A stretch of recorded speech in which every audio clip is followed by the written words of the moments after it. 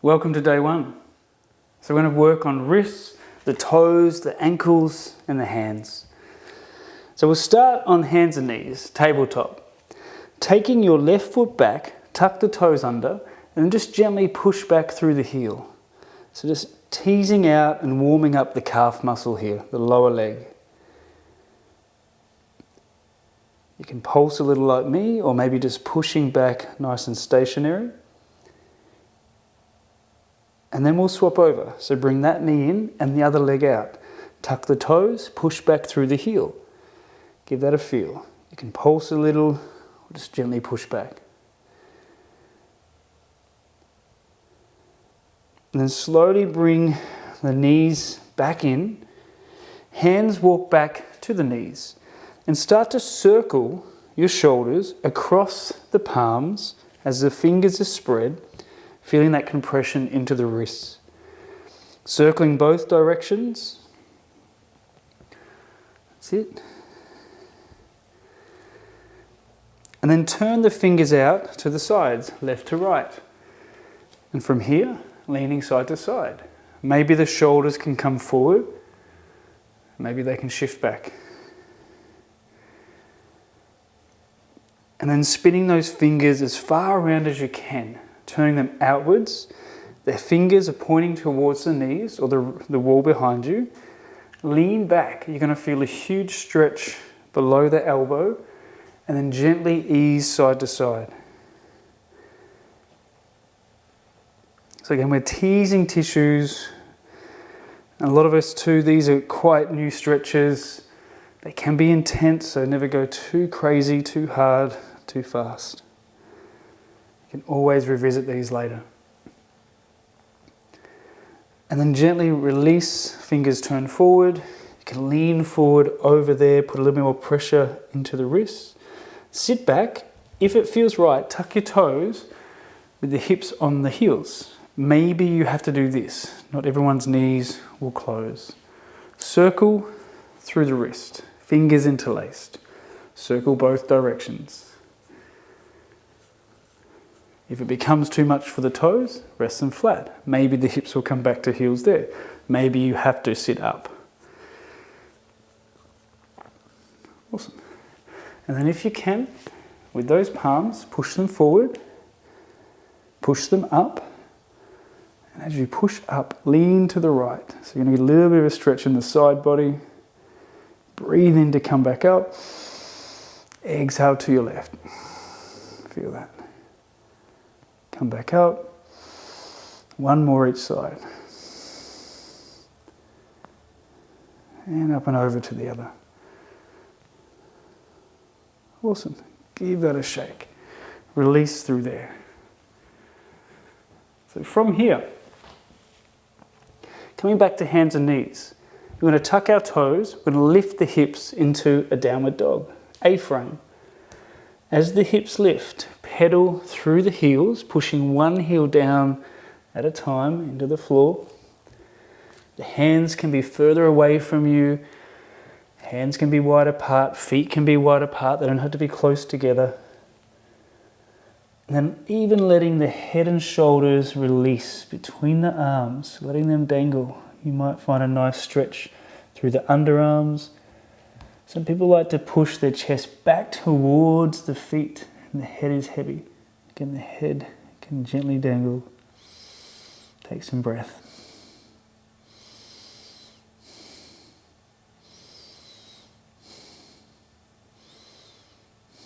Slowly come forward, come down, just rest. If you need to come off the wrists, give them a shake.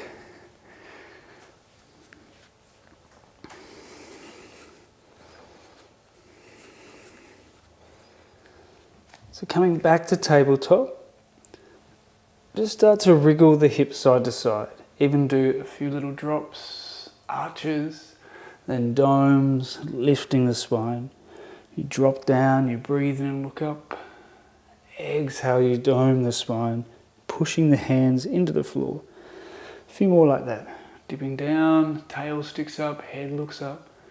Exhale, tucking the head and tail. And then just a few more little side base bends. And just take the knees a little bit further behind, drop down, just coming into gentle sphinx, nice back bend. Elbows pushing down, wriggle through the hips, even move the shoulders a little bit forward and back, getting some mobility here. Elbows can push down, head, try looking up, and try the chin dropping forward, even moving it side to side. Windscreen wiping from left to right. And lower all the way flat, so elbows go wide, head can rest on the fingers to one side. Take a breath or two.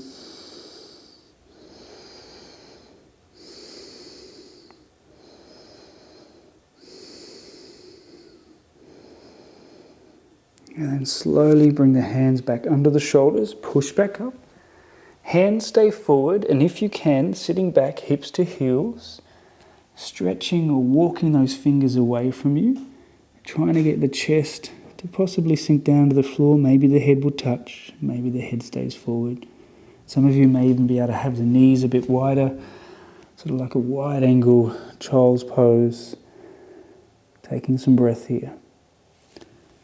Even those with the hips away from the heels, you still should get a nice stretch here, either groin, maybe through the hips.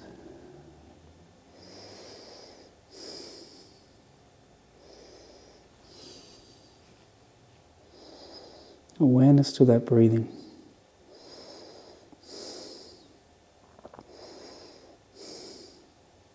And then just slowly come back out of here. Take the hips to the floor. Spin around so the feet come out in front. That right leg is out, bring the left leg in. You're just going to fold over that leg. Doesn't matter if the knee is bent, just working the hamstrings. Some of you will be able to reach for the toe. A few breaths here, settling into a shape, letting that breath soften the body. Come up, breathe in. Other leg out, and bring the other foot in close by the body, leaning forward. So we're just trying to stretch one hamstring at a time here. It's easy to stretch one of these tight hamstrings at a time rather than both.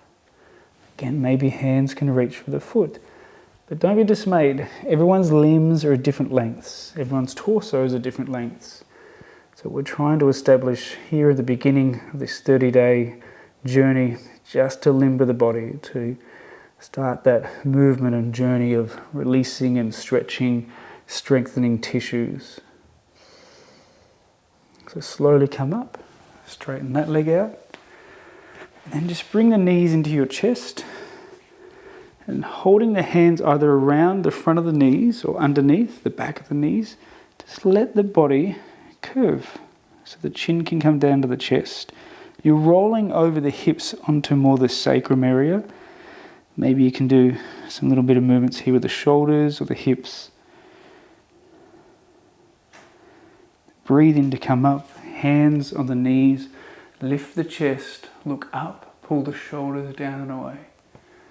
And then just gently roll the shoulders. And then just stretch the legs. We're going to lay down and just rest for a few breaths. It's an introductory movement of the body. And just letting this stillness now as the breath flows in and out of the nostrils if possible. Just allowing your body to rest and process the stretching, the movement. It also gives the brain some time to let go. When the eyes are closed as well, that visual stimuli, visual processing doesn't need to occur. It means the brain can also slow down.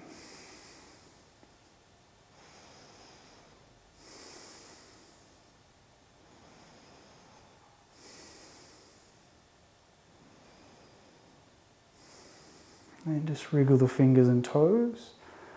Either roll to one side, then push up from the side. For those a bit more adventurous, knees can come into the chest. You can rock forward and back a few times to sit up. Well done.